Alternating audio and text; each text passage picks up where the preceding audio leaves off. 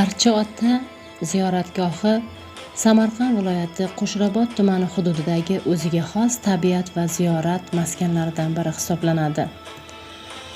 Hudud o'zining musaffo havosi, tabiiy buloqlar va asriy archalari bilan ajralib turadi.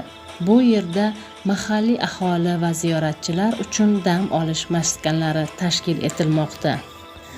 Qo'shrabotdan Archa ota ziyoratgohigacha 100 kilometrni tashkil etadigan ushbu joy qo'shni respublikalardan ham ziyorat qilib ketuvchilar bilan gavjum.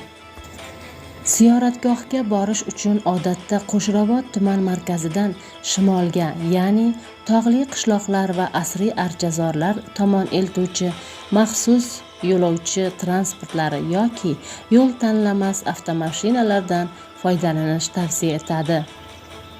Archa ota ziyoratgohi qadimiy bo'lib, 1000 yillardan oshgan, balki 2000 yilga ham yetgan hisoblanadi. Bu yerda eramizdan avvalgi davrlarga oid bo'lgan qabrlar borligi haqida ham aytishadi. Bu hududlar neolit davrida o'zlashtirilgan. Fozilmon hududlarida olib borilgan tadqiqotlarda o'sha davrlarga oid tosh qurollar topilgan. Bu joylarda qadimda odamlar yashamagan deb ayta olmaymiz, deydi o'sha yerda istiqomat qilayotgan insonlar. Ov qilish uchun yovvoyi hayvonlarni, o'zlarini chorvasini boqish uchun ham yashagan bo'lishi mumkin. Shu nuqtai nazardan juda keng qadimiy tarix mavjud.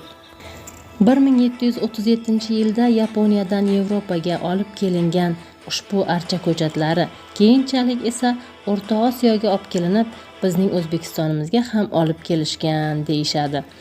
3 ta ulkan archa qad ko'tarib turibdiki, uning balandligi 30-40 metr, aylanasi esa 10 metrdan oshadi. 13 odamning qulochi sig'madi deyishadi. O'tmishda ota-bobolarimiz dafn qilingan joy, qadimdan Suvonqulxon degan eshon bobo shu yerdan qo'nim topgan va shu yerga dafn etilgan. Bundan tashqari diniy ulamolar ham dafn etilgan. Kelgusida ziyoratgohning yo'lini ta'mirlab, turistik joy bo'lishni reja qilganmiz deyishadi o'sha yerda istiqomat qiluvchi xalq.